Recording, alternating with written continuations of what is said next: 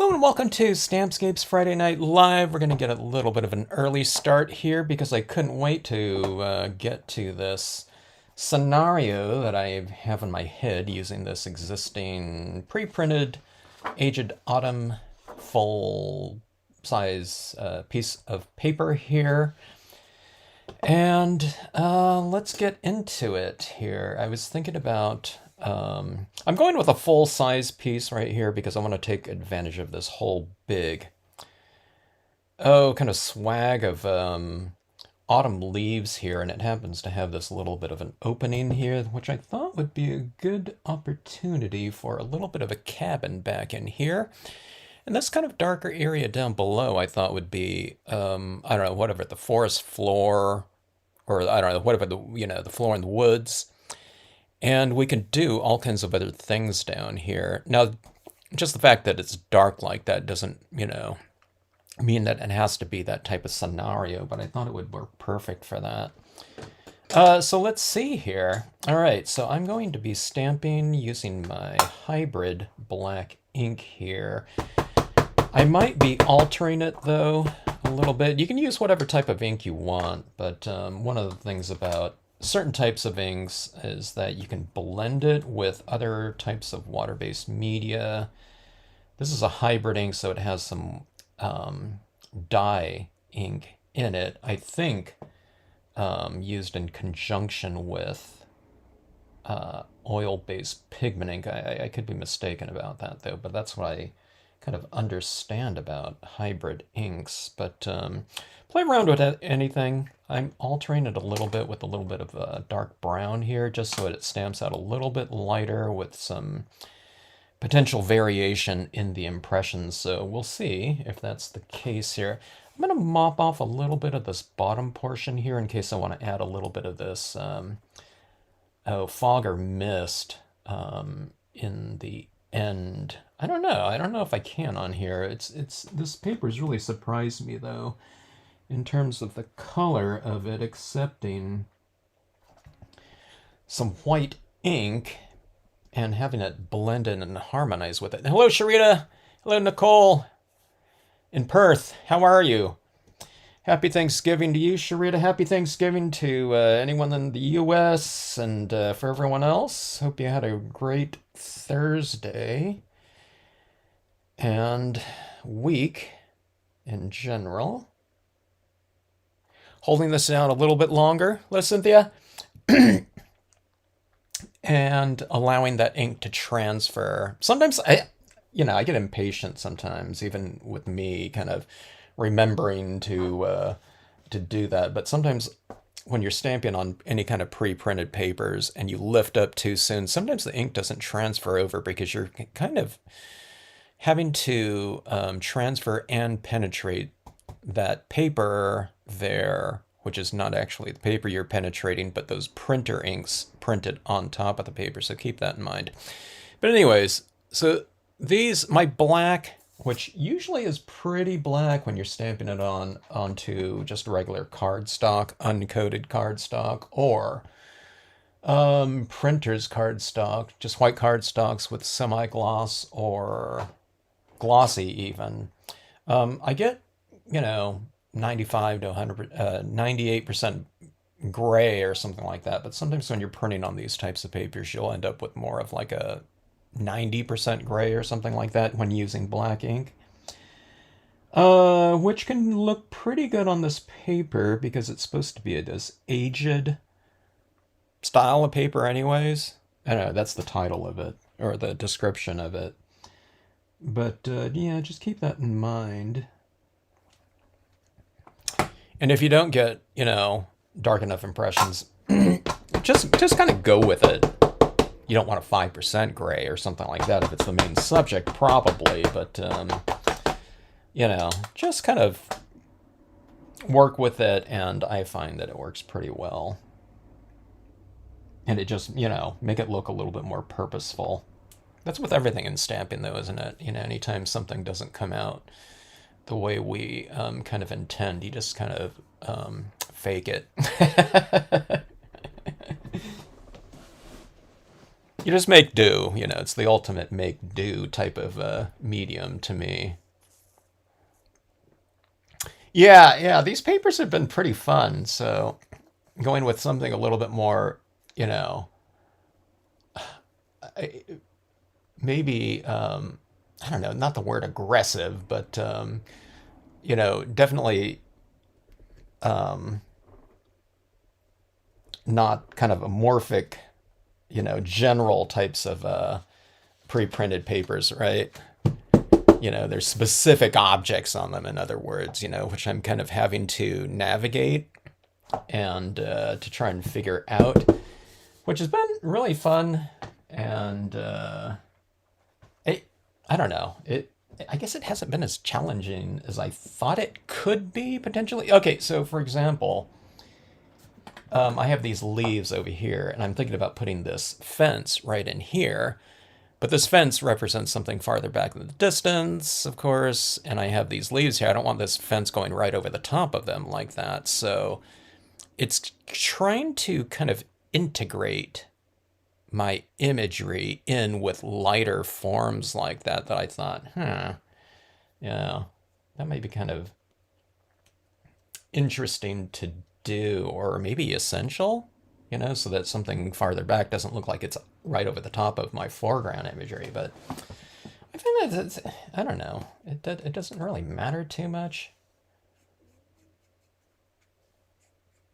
So this paper, while very specific, is also, I don't know, it's very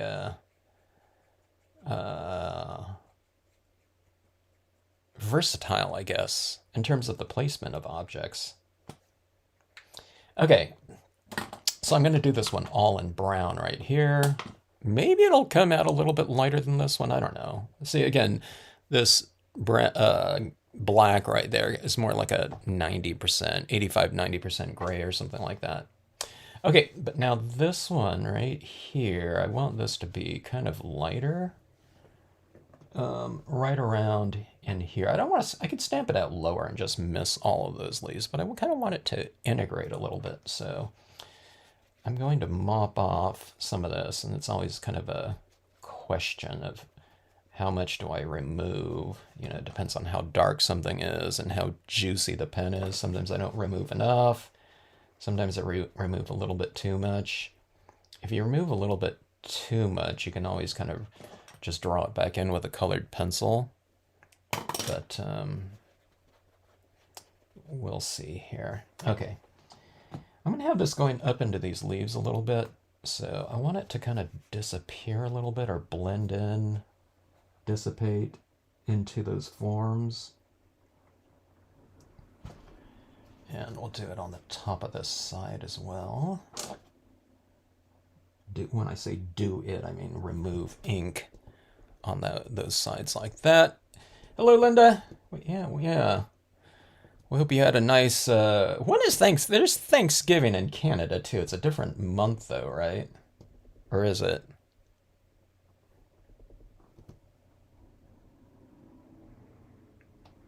There we go. See, that kind of fades out right there as it goes into there, and see right there.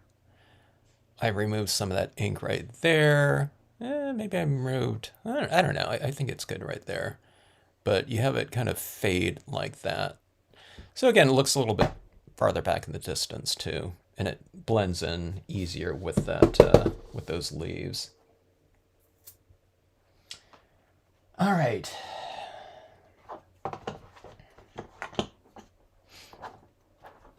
As with Thanksgiving meals, I just had some leftovers for lunch today.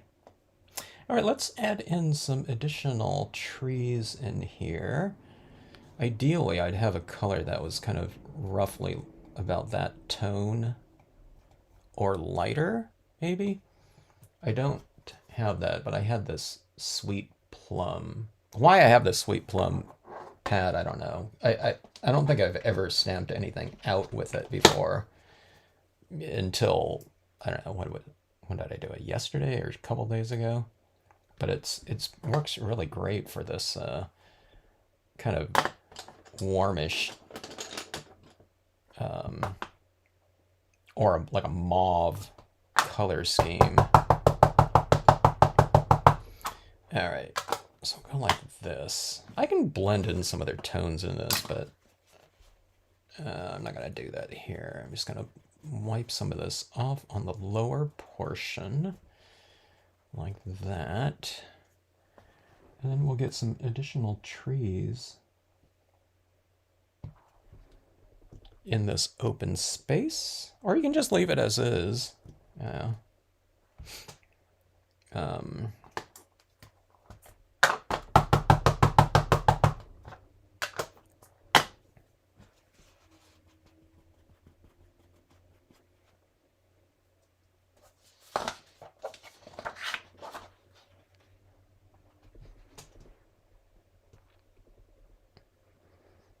October Thanksgiving. That's what I thought. I thought it already happened because I thought you were mentioning the food you were making for it in one of the videos.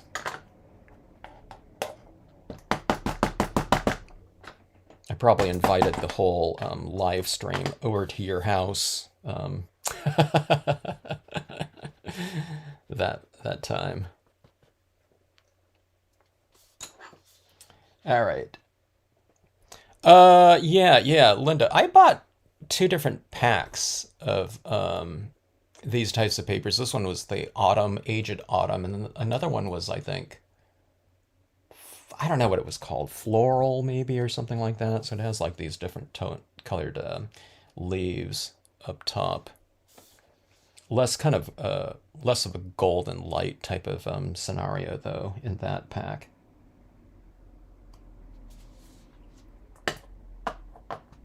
All right, let's see here. That looks a little bit off balance like that, doesn't it? I need a little bit of, we need something like maybe back in here or some background trees right in here, I think. Let's do this. Let's blot it off or mask it off like that and just go for the top of the tree like so. Okay, and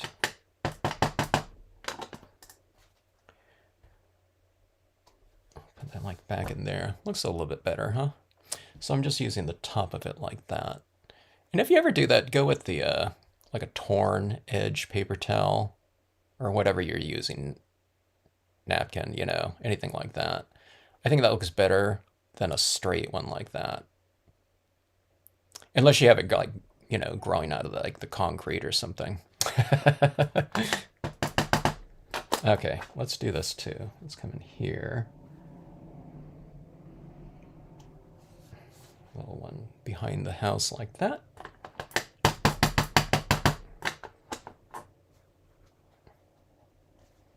And we'll go about like that, I think. Okay, and I went in front of this leaf here. You know, that's one of those things I was talking about. Stamping over your foreground imagery, but again, I'm going to be a little bit more loose about that aspect of things here because we have this large overhang here. And I don't want to fuss about certain things. Okay, this one I'm going to blot off once and take off some of this off the bottom. And let's go for, hopefully, a really pale impression back in there like that. It's kind of like a ghost image almost, huh? And if I'm going to put one right up there, I better put one right around here. And this is supposed to represent like a large slope that this is on.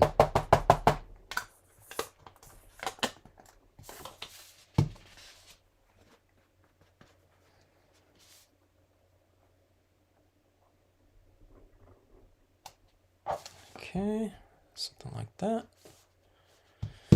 All right. What mid-ground's taken care of. And okay, now one of the things I wanted to do on this one right here, I wanted to stamp some pumpkins out. So we're going to dip into one of the Halloween sets here. And go with some pumpkins. I thought the pumpkins would go really well with this, these autumn leaf types of scenarios in this pack here.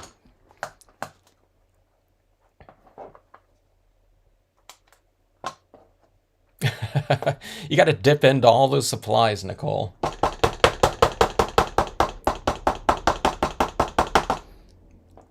This is a challenge for everyone. Go into your all of your stamping supplies and grab some stuff that you've had for years and or that you've completely forgotten that you've have, and I don't know, whatever, utilize it in wonderful and fascinating ways.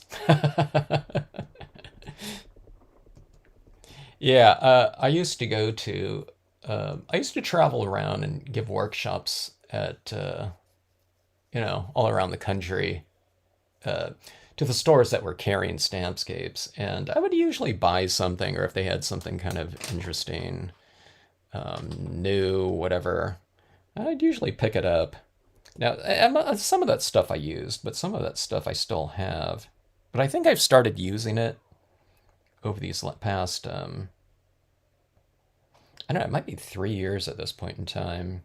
But yeah, it started with my papers, and man, it became kind of like an obsession, using new materials, or just new to me, old materials that I've had sitting around. And now I can't, like experimenting on this paper. I love it. I've always seen something new with the pieces I would do, but it would be like compositionally or color choices or something like that. Um, but I was always using like glossy cardstock and the dye-based inks for the most part.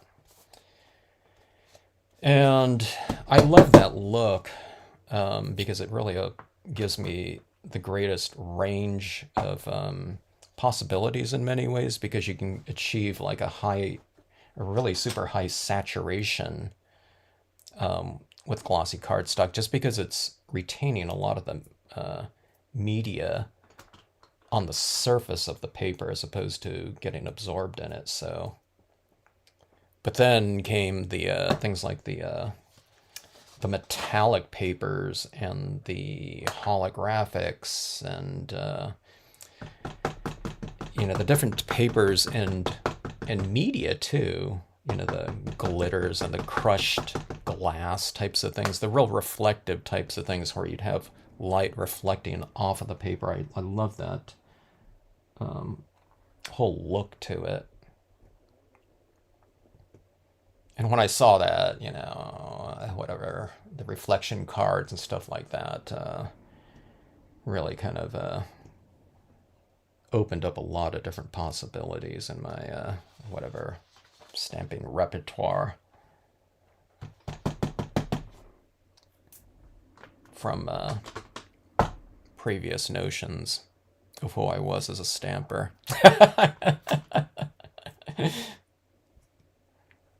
So bust into those containers. See if there's anything interesting in there. There's probably a lot of stuff that if anyone used to go to conventions and stuff, they'd watch a bunch of demonstrations, and people would be buying a lot of those things being demonstrated, and sometimes they'd get back and they'd have 3 or 4 whatever different types of mediums, sometimes like new types of things, not just variations, and they would pick that up at every convention. So I know that was the case with my mom. My mom used to help me out at shows, but then when there'd be some free time, she'd walk around. So she had a ton of stuff um, from all these different companies. A lot of the companies aren't even around anymore.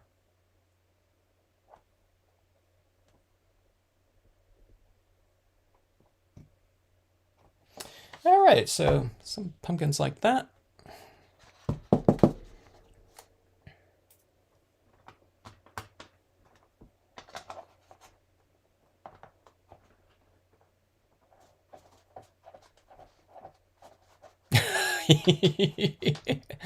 He won't let you convert the lounge room into a studio because I would use everything. Just tell him, hey, you need the space because you got a lot of projects planned that you're going to, that he's going to be the recipient of. So he's got to make the sacrifice for his own good. All right, let's see here.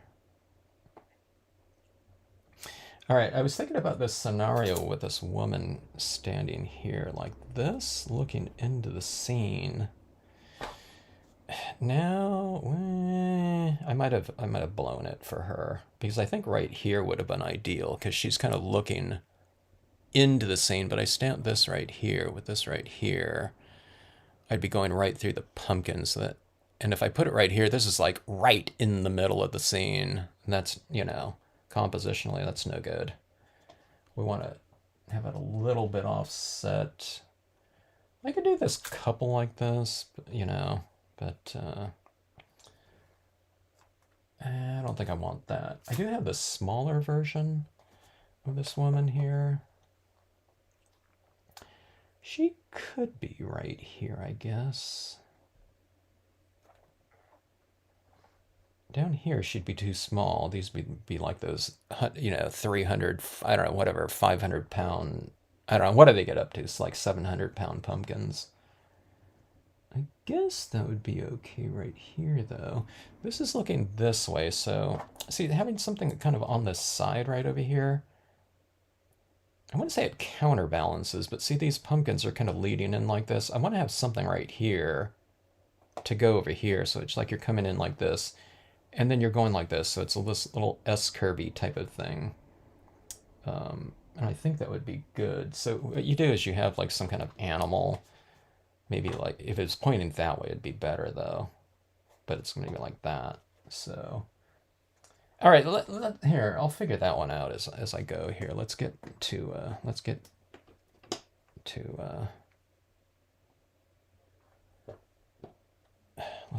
some more elements of this scene. Unless that would be the element that I need to get to right now. I was thinking, I want to add in some textures and things like this and color, but if I'm going to put something in there, I got to do that now, I think. I don't know, anyone have any ideas here?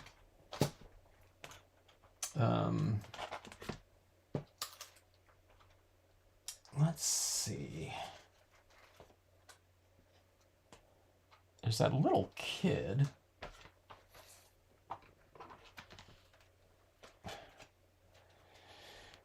Linda, you would put the Loch Ness Monster right here, right?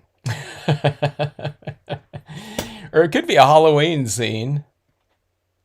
I wasn't thinking about that. I don't know. Maybe I will put this couple here. No, they're too small for that right there. I need a reverse stamp. One of those that you stamp on something, and then it's like a blank piece of rubber, and then you just stamp it like that. Oh, heck. Let's just go with her. All right. Let's just make an executive decision here.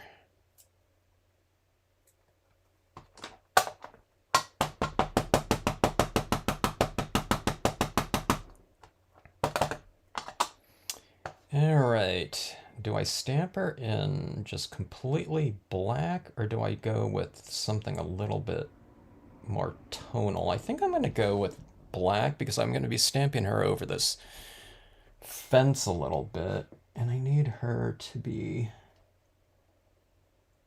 stand out from that fence a touch.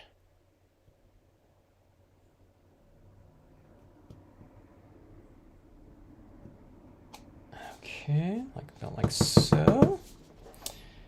And then, yeah, looks pretty good. Decent, whatever, visual narrative. As far as a path goes, a visual path I'm talking about. See this right here? Everything's kind of bending around like that. Then you go to her, and she's looking over there. So if you want to you know, one of the things about these papers is you can't do is I couldn't stamp like the cabin over here because again I'm working around all these pre-existing impressions on here. What about down here? Do I want anything down here? We can do another pumpkin right here. Okay, let's go with another pumpkin in here. What I want to do is, this is looking, I want there to be a little bit more of this opening over this way. So,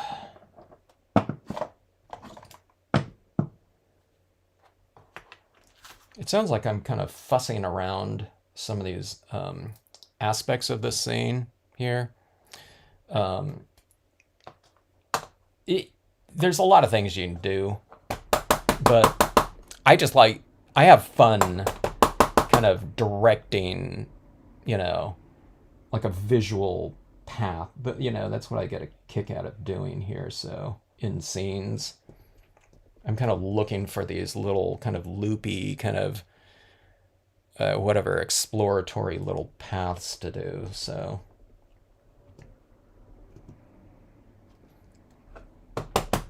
I spend a little bit more time on that, just, you know, for my own whatever kicks.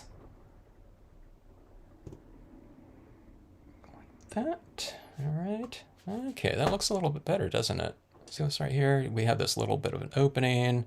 It's more obvious, kind of this path in here. And then if I close this off a little bit more and have something over here, maybe like a little, I don't know, it could just be some grass or something like that, or a few rocks.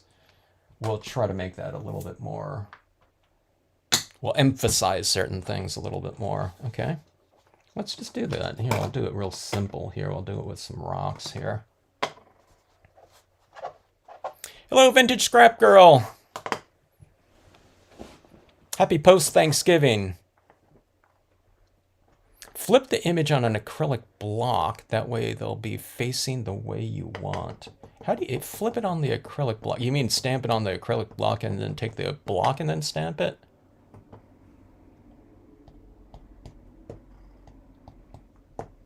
If that's so, that's too advanced of a technique for me, Nicole.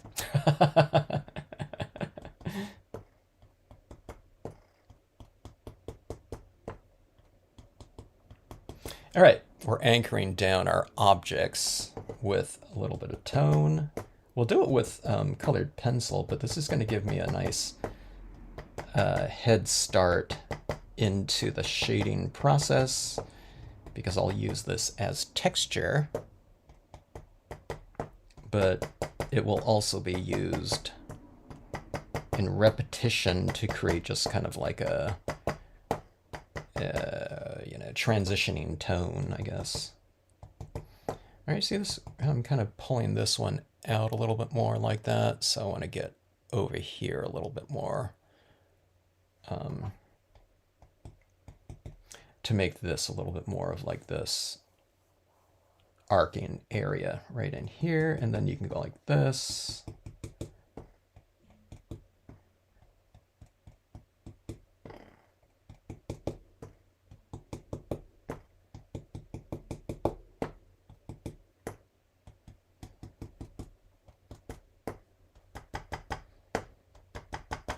And then to get this a little bit more loopy like that, see what you do is you can take this and the shadow can kind of extend over this way a little bit more from this pumpkin right here.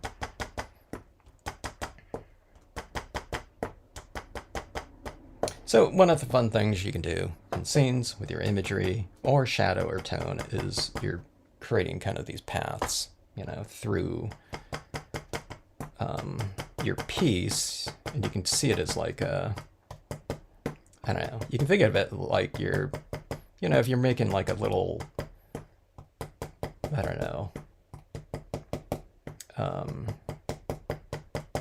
trail or some kind of scenario, like if I was doing something for my kid back when he was little, you know, if I was doing like a cardboard box trail or something like that, you have kind of these turns in there, you know, for them to go around, or if you're making a little path, you know, for them to use with their bicycle, you know, you have all these little twists and turns like that. So you can take your viewers of your scenes for a little bit of a, you know, kind of a little bit more of a varied ride, I guess.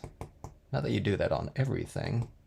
Sometimes everything is just like, you know, straight up and down or something like that. I hardly ever do that, but with some scenes I do that. Like if I'm doing like a pyramid or something like that. And I want to emphasize this balanced kind of point to it.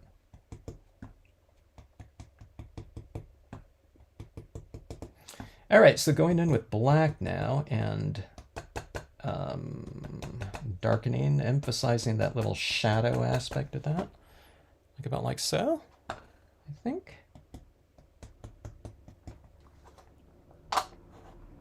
I need like another dog or something like that running around. I don't have the dog, but I like a larger one, like that would fit her scale. I guess we do have wolves though. She runs with the wolves. All right, let's see. I wonder if I should do it right now. I guess I'm stamping everything out. I usually save my quote stamps for last. Maybe I can put this in here. I was thinking about this quote stamp right over the top. So I experimented a little bit more with additional text imagery over the tops of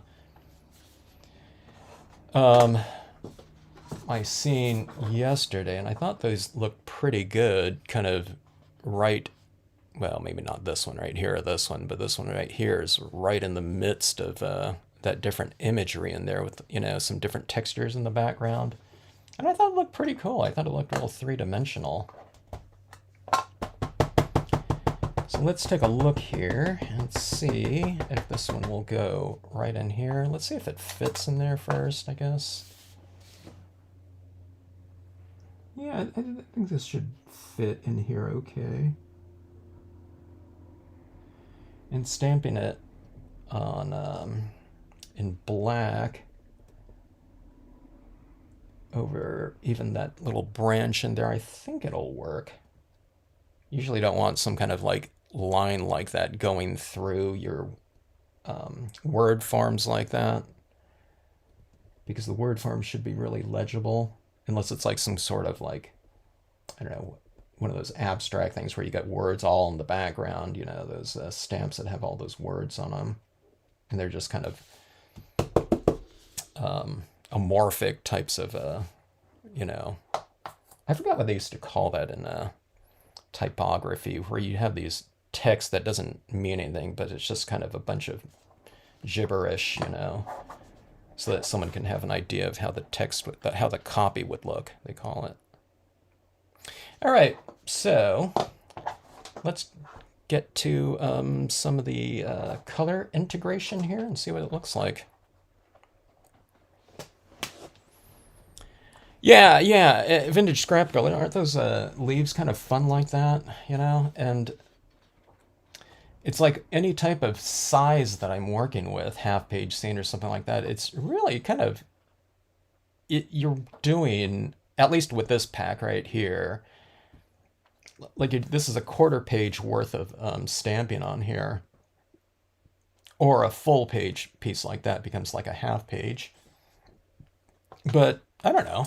It's one of those things. I mean, this would take a while to do technique-wise on a blank piece of paper, and then to stamp on there and push a bit. Yeah, you know, we'd have to have the know-how and skill, you know, to do these types of things. I guess it could be a stamp. Someone said that these would make a good stamp right here, like larger leaves like this.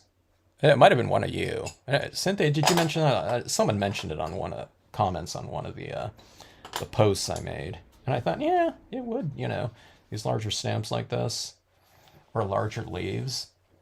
This would be an art foamy type of thing, though, I think, you know, having something that large. But Yeah, they're really fun to utilize. So, and it certainly gives them a different feel, doesn't it? You know, having all that kind of that painterly types of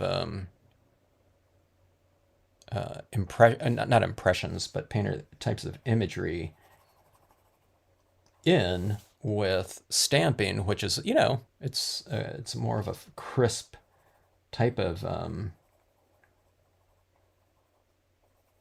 image because we want really nice, tight, and crisp impressions. Unless someone's doing that watercolor technique where you're I think you're painting watercolor. Anyone know? Or you're painting inks on something with a brush and then you're stamping it out. I forgot who used to do that. I don't know if there was some company that I thought did a lot of that, which I really like the look of. Again, because it just kind of it it complemented the the kind of the mechanical type of application that is stamping devices like that. We're going for exact kind of replication of whatever that image is. So having something like really soft next to it is a really nice kind of opposing or complementary, I guess, look. Okay, so I'm going to be adding in kind of the range of tones in here that are similar to the tones that are on the paper here. And a little bit of violet as well. I guess one of the things I should get to here is let's get to some of these pumpkins though first. And then if you're doing this on this type of paper too, with colored pencils, kind of if you're going to be running through 3 or 4 colors and trying to blend them on here, use a really light touch, especially with your first color, and that one's going to be the real dominant one. Or if you're making like 20 cards or something like that, to send out to it like a mailing list or something, I would keep this really light so that there's still some texture remaining on the paper in order for those, whatever, those latter colors to come, some texture for them to apply, for them to grab onto that surface. Okay, so this is some tone in my pumpkins, okay, but this orange also happens to be the color scheme of the scene too. So what you do is you can use that colored light. In theory, that would be the color of your shadows in here, okay?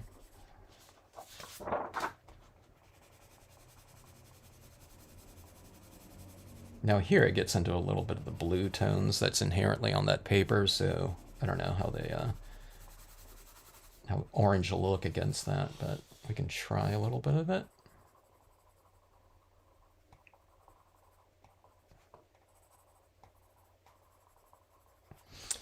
All right. I always like kind of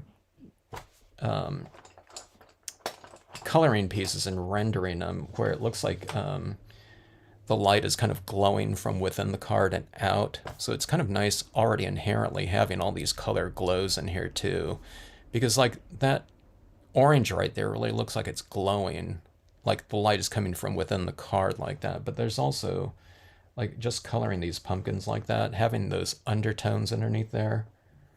It's just like a really nice head start to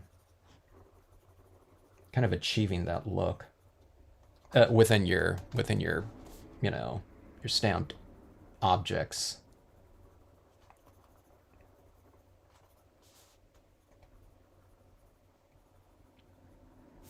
Now I'm gonna get tired of doing this on these papers.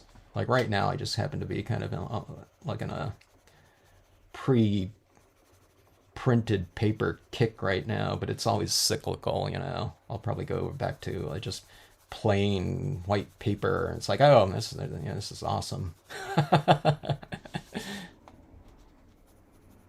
Because then you can do whatever you want on the entire surface.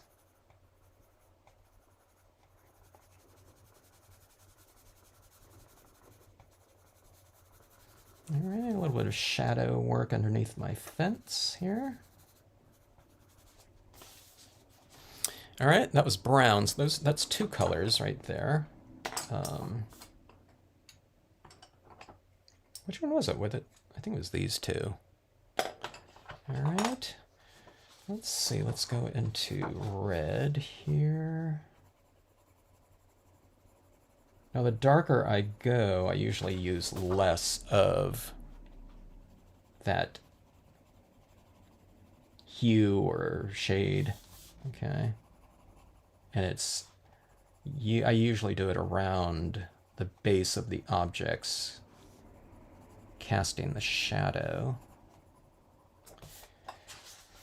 Okay, and you don't have to color everything kind of the same. You know, some of those pumpkins are a little bit, I don't know what variety they are, but the ones that you typically buy, those ones that are a little bit more red.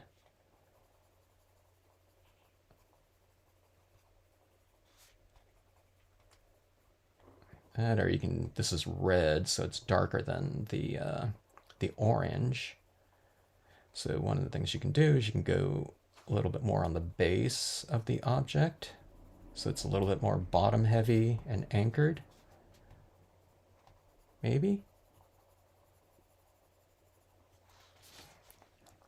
Like that. Let's do something here. Everything is like, we're going kind of like real kind of monochromatic here. I did this green in one of those pieces recently, and I think that looked really good. Just adding in this different hue in here. It's kind of a complementary hue, like that. So that green really makes a difference, doesn't it? Just altering, you know, your color scheme a little bit like that. I think that helps, huh?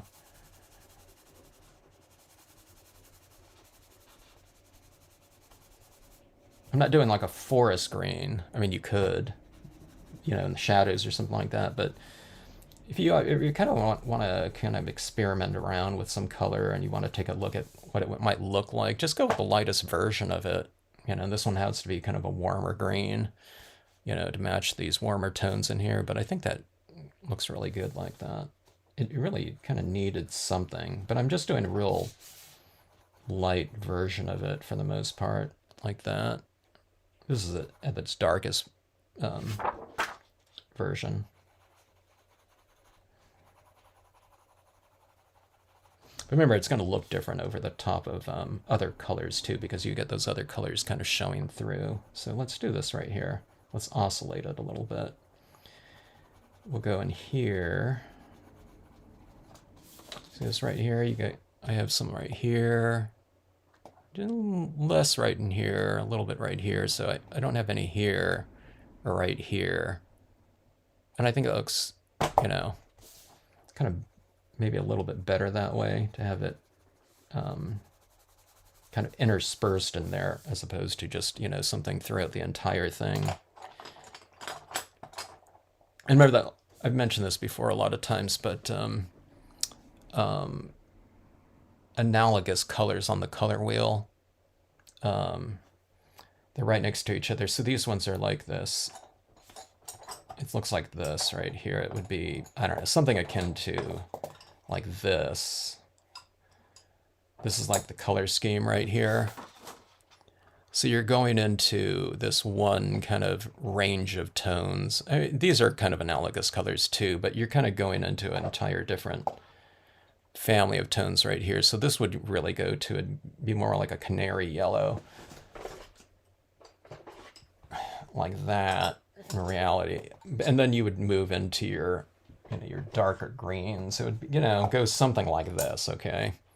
So when you introduce like something like that into these, you have this yellow in here these are kind of creating a color glow right here, and then you're creating a separate color glow like that. So that's why that greenish tinge looking like that over the top of that yellow looks like it's glowing a little bit. It's because that color glow aspect of it, or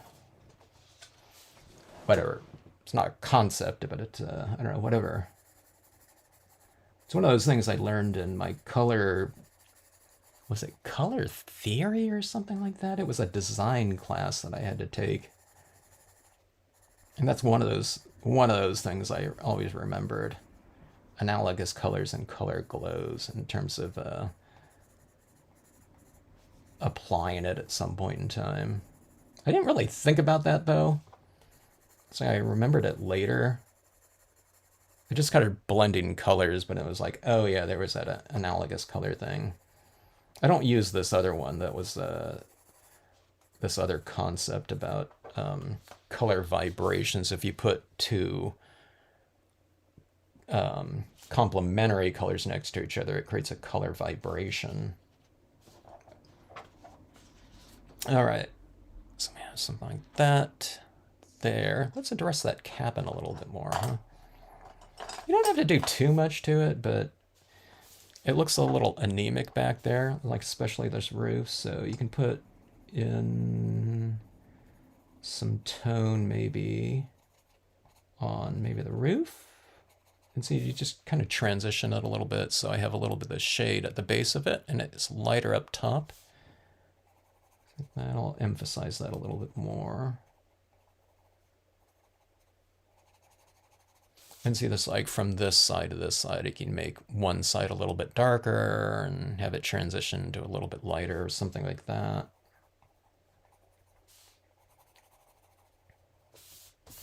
A little bit more anchoring with a shadow at the base. About like that, or you can put a little bit of tone behind it too. Like that. If you go up here a little bit and add a little bit of tone back there, and if you have your cabin a little bit lighter, it makes the cabin stand out from the background a touch more. Like I put this tree, a little bit of tone on that tree like that.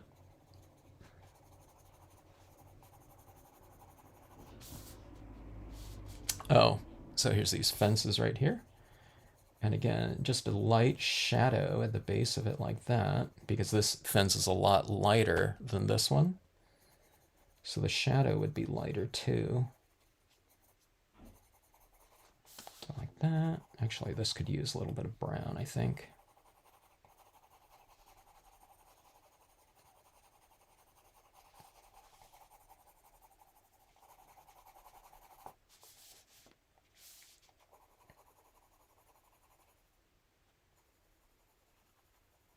This isn't that type of light in here, but I'm going to give her a little bit more of an elongated shadow. I don't know. Maybe it emphasizes like whatever narrative importance. We have this open area right here, so I figured I can, I don't know, whatever. Emphasize her form a little bit more, like that. I guess she's taller than the pumpkins too, so maybe she would have a longer shadow, but it would probably be one of those things where the shadow's like, you know, it's barely like that, but, you know, again, you can just kind of emphasize whatever you want, right, with art. All right.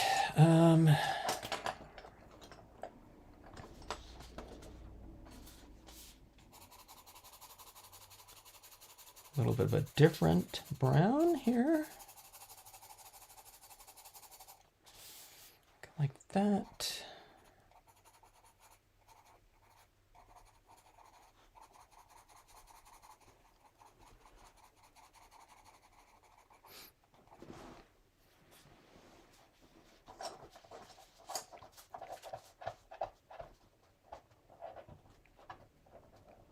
Yeah, Linda. We need to do that thing though. We need to we need like the whatever. Scenic Stampers paper club or something like that, where we can just you're in Canada though, Linda, but yeah, we need to, like, where we can buy these packs of paper and just mix it up, so we have like 10 different packs, but we have more of the kind of the quantity of papers and selection. We just divide it up into these equal size packs where we have I think this pack came with like 60 or something like that. Or what was it? God, I can't even remember now. There were so many patterns, and then it's front and back side that aren't the same too. So that one wasn't so bad, but like the the white wood one, that's a little bit, that's a lot of paper, the same pattern.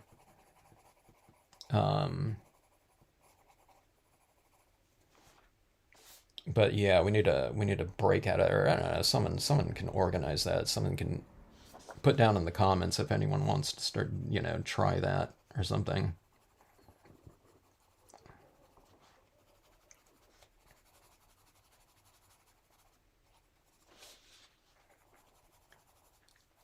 The one paper though, man, that I really wish they were still making or will put into production again was, I keep saying this, but it's the that wood grain one, that warm wood grain one, and it was placemat paper, so it was like so inexpensive for the quantity, and it's 11 by 17, and it was like 100 sheets or something like that. But I went through a couple packs of those. I was sending it out to some people too, to try it out. Thinking it would be here forever. Yeah, it's one of those things. I'm not someone that kind of laments like, oh man, we missed it, because it's not around anymore. You just go on and use whatever, use other things that are available. I believe in that, but I don't know about that one. That one was I missed that one. That one was a really good one. Maybe it's because it's one of the first ones I kind of started utilizing too. So. But it was, I don't know, it was so perfect for scenic stamping.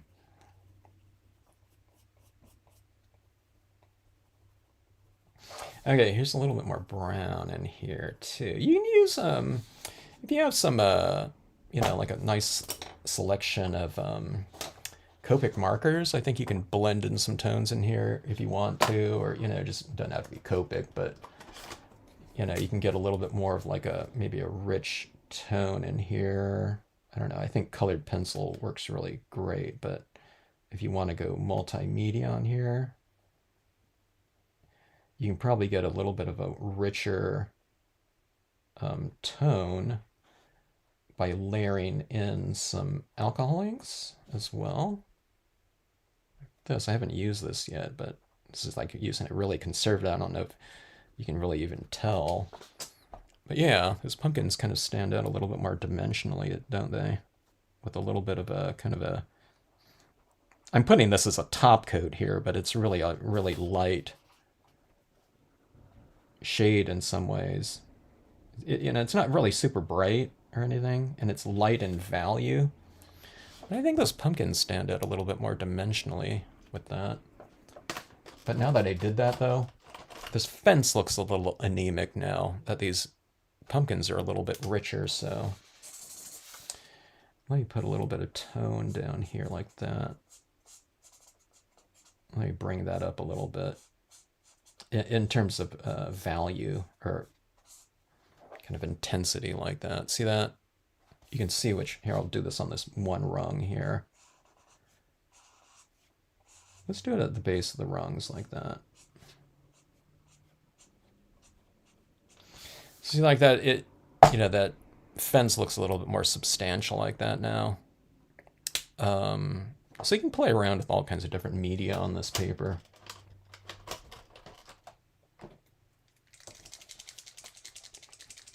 All right, let's give this a shot right here. Acrylic, beige, paint pen. Okay, let's see it. Let's see if we can bring some life into some of these additional life. And it looks okay to me as is, but okay, this is like totally watery. Let me shake this up here.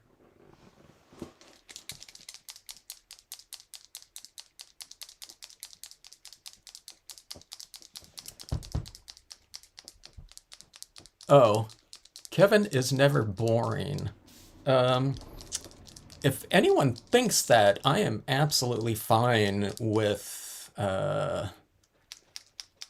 boring people.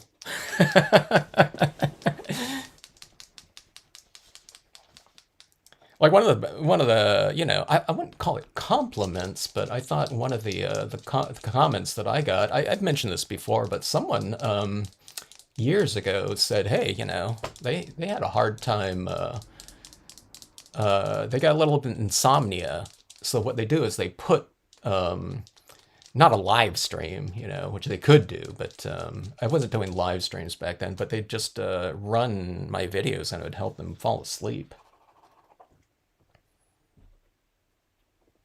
And I thought that was a really good use of him. Okay, now this pen right here, let me see. Yeah, okay, this pen is like totally soaking in here. I can't see it at all on here. Let's go to the, I wonder if some of these papers are a little bit, they have a different density to them or something like that. Because I could see that tone on, I don't know, some of my other papers here. Let's go all the way to white. So let's see. Yeah, that white really stands out right here. Now that's really kind of, that's a loud statement, even though it's like a really light application of that, but it really stands out in terms of contrast. Okay, so I'm going to be a little bit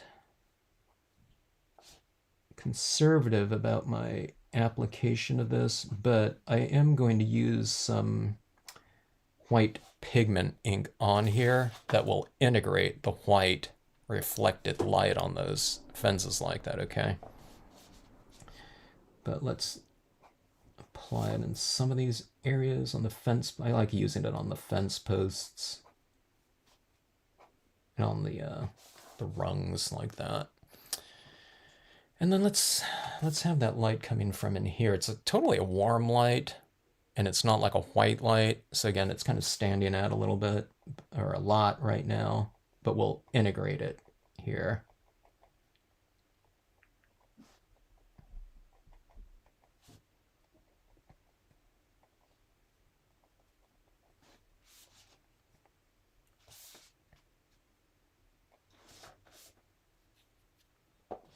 Okay, these are really sharp highlights here with the acrylic paint pen like this. But you know what I just thought about? Let me see if I have it here. Is this the Carbothello? Yeah. Here's a pastel, white pastel pencil. Let's see if this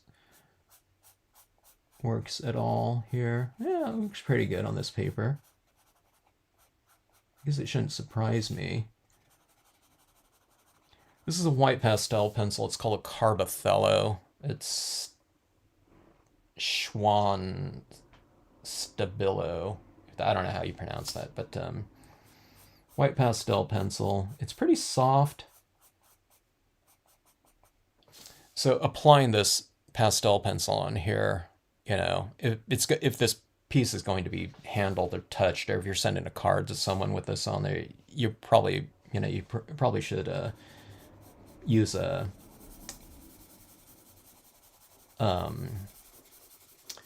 Krylon spray fixative on it. Doesn't have to be Krylon, but spray fixative on it. The thicker Krylon, or the thicker acrylic sealants, though, sometimes they, over the top of like a really delicate application of like just a very light application of this white like this, for example, the thicker ones might, take a couple seconds to dry, and then you spray it, and then it's like, what happened to all the white? It just kind of disappeared. So the spray fixative it's a lighter matte spray, so it like dries almost the instant, it touches your paper. So it doesn't affect whatever the opacity of it. Yeah, look at that right there. It kind of gave me that white in there, which is pretty cool.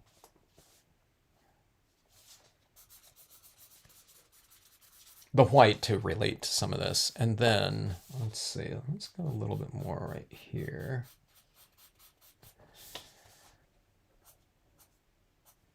Like that. And then, let's try some of that white pigment ink. Oh, hello, G3719, at G3719. Good to see ya. 56 was my pack. Yeah, that's a lot of paper, huh?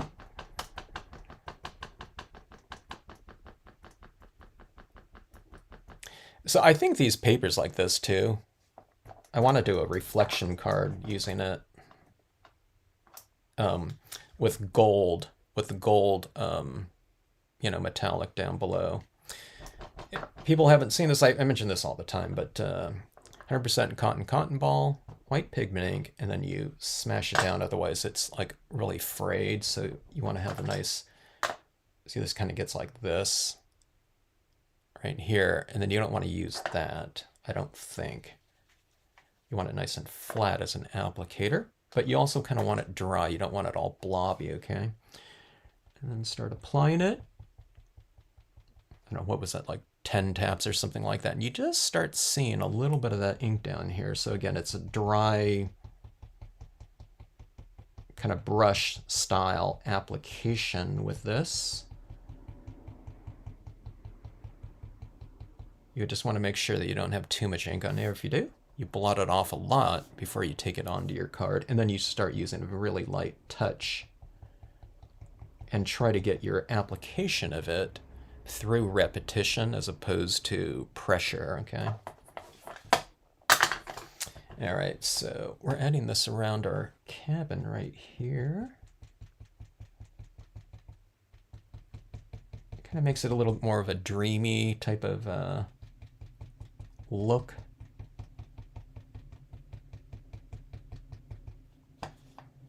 And let's put some like right down at the base. That's a little bit too much right here. Let's put down some at the base of this background fence.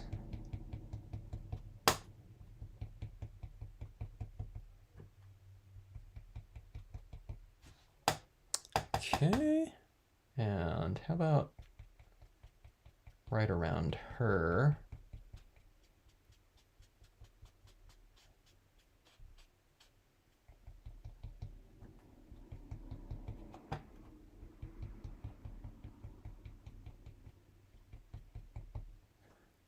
So it start looking a little bit more evocative.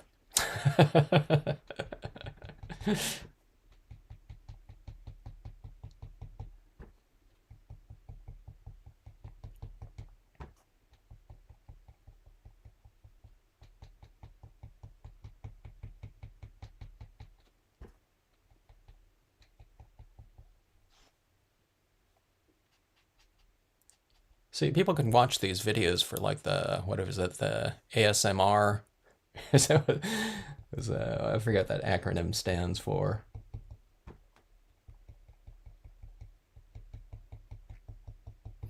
All right, some around my pumpkins like this. I'm kind of making this little pathway in here too, kind of reiterates this path. It's like this illuminated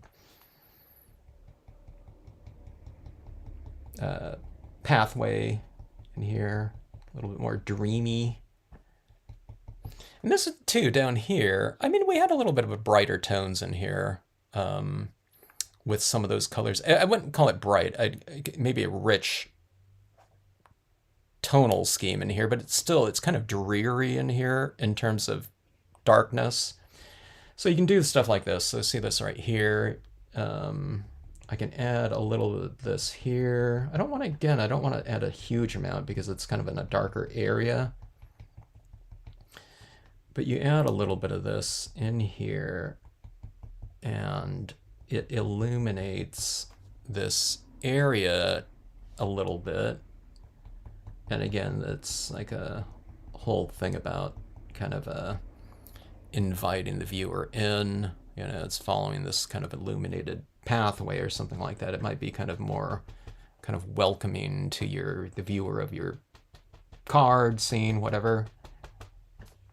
To do that, you want people to be kind of compelled to go in there, maybe.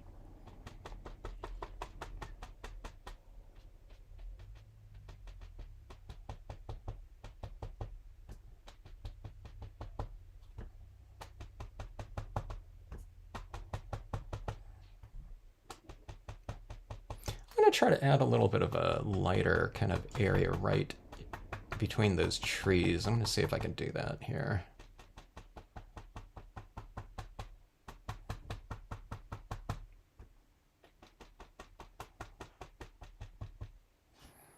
Yeah, something like that. Now that's going to dry and it's going to look a little bit more see-through and darker, so I'm making it a little bit lighter than what I would probably normally do.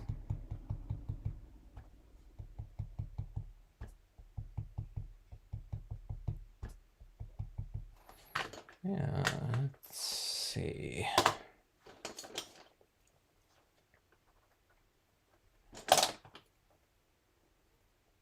I'm going to shade her shoulder a little bit there.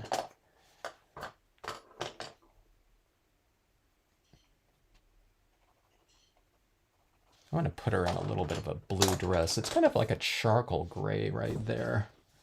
But I think I can... I'm going to put... Yeah, I'm going to add a little bit of navy blue there. It's still black, but and dark, but I can give a little tinge of color, I think. That...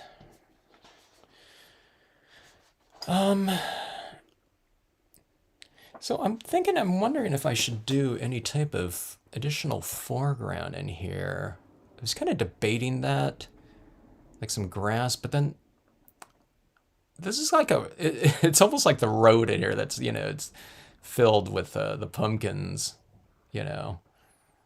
It's like the road leading into it, but I just made it into like the field of pumpkins or something like that for the sake of this scene right here. So I wasn't quite sure if I wanted to like foreground elements in here that would be closing off this area even more. Probably not. Let's just leave it like that. I'm just so used to doing things in the lower left and right corners of my scene, but this is already taken care of that so nicely with this paper up top in the upper left and right corner. And then you have this overhang coming down here, so I think we have like enough foreground imagery in here, almost to the extreme, you know, from what I usually do, starting off with a blank piece of paper. So let's see. Glad you like the scene. And yeah, the colors, I love these colors on this paper, and it's like, it's really nice having all of those colors already established once in a while like this when using these types of papers, huh, Sharita? Oh, Bonnie, good to see you. G as in Glover there. 3719. The golden copper paper would be beautiful. Yeah, that would be, huh?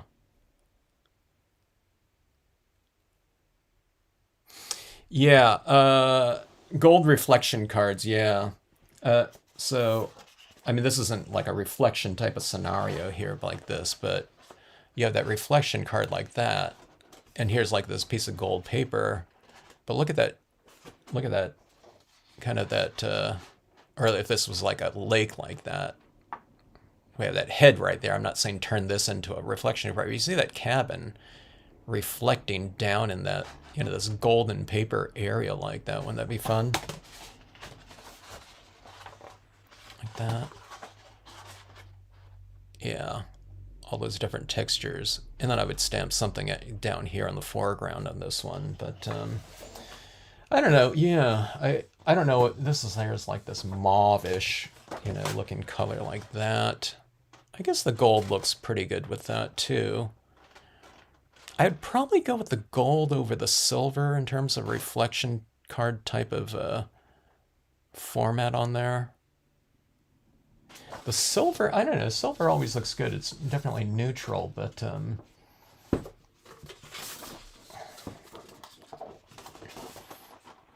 you know, even this kind of this real aged one. The thing about this too is that the gold, you'd have this additional light hitting here, and it would reflect that golden warm light up into that area too. So yeah, look at that. See that right there? You can see the tone of that right there, and then you go like this, right? And then you have this all this warm light reflecting up in that area. It looks even better, huh? Like that. We might just be doing reflection cards with this paper for now on. Look at this right down here. It almost looks like this, what do you call it? Impressionistic looking thing with this card all kind of bent up like that. But yeah, that golden light up here really looks nice like that. So even sitting here in person, watching this kind of illuminate more with that gold like that, that's really fun. And it makes it look like the lighting is coming from out of the card even more so. I guess one of the things about this, it's supposed to be this, the whole point of this paper, from the title of it, it's like this aged autumn look. So, I mean, it's supposed to look kind of a little bit more antiqued and weathered like that. But when you add this golden light up there, it's like definitely a less weathered type of look. It's a lot more intense and warm. So I don't know. Yeah, we'll give it a try and see what different scenarios we can come up with. It should be a really fast card. You know, with all of this, with so much imagery on here already kind of established. So yeah, maybe like a half-page scene or something like that. Put a few images in here without getting too kind of extreme. And I think that's my favorite way of doing reflection cards, is to kind of keep it really simple. And again, this is kind of the base of that. If anyone doesn't know what a reflection card is, it's just where we're doing, you know, that golden or whatever, you know, reflective type of material down here, and then you put the scene up top like that. So here's that card that I did a few months ago with those glowing lanterns like that. In that scenario like that. So you get everything up top, reflecting in this lower portion down here, and you get that whole kind of dynamic like that. I need to start doing some, maybe we can do some lanterns like that. Do these lanterns down there. So I don't want to fold this one in half, but let me see if I can kind of get the gist of it right here. Maybe a different scene than a cabin. But you can see what that kind of might look like there in terms of the colors up here down in this lower area. So yeah, all right, I hope everyone likes the card, or kind of that the idea, or, you know, whatever, the concept of these different types of papers here. They're pretty fun to use.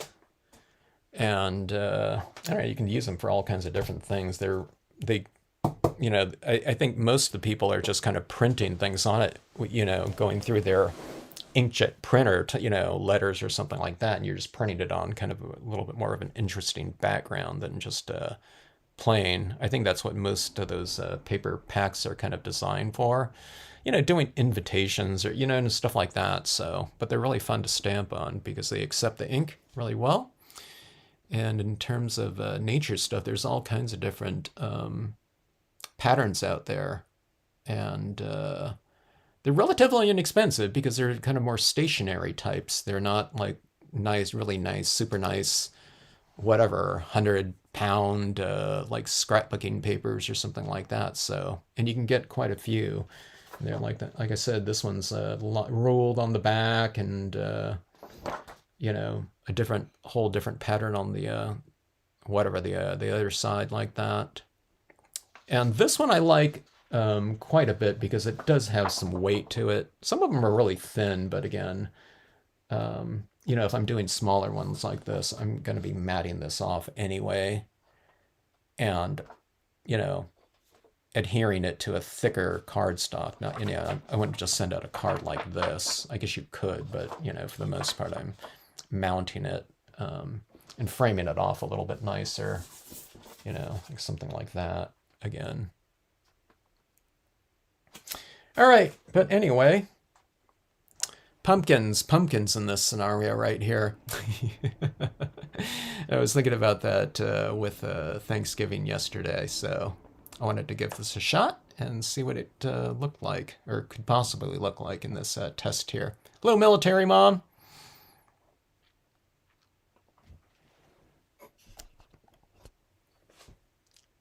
Autonomous sensory meridian response. Thanks. I don't know if I ever looked that up like that before. It's interesting.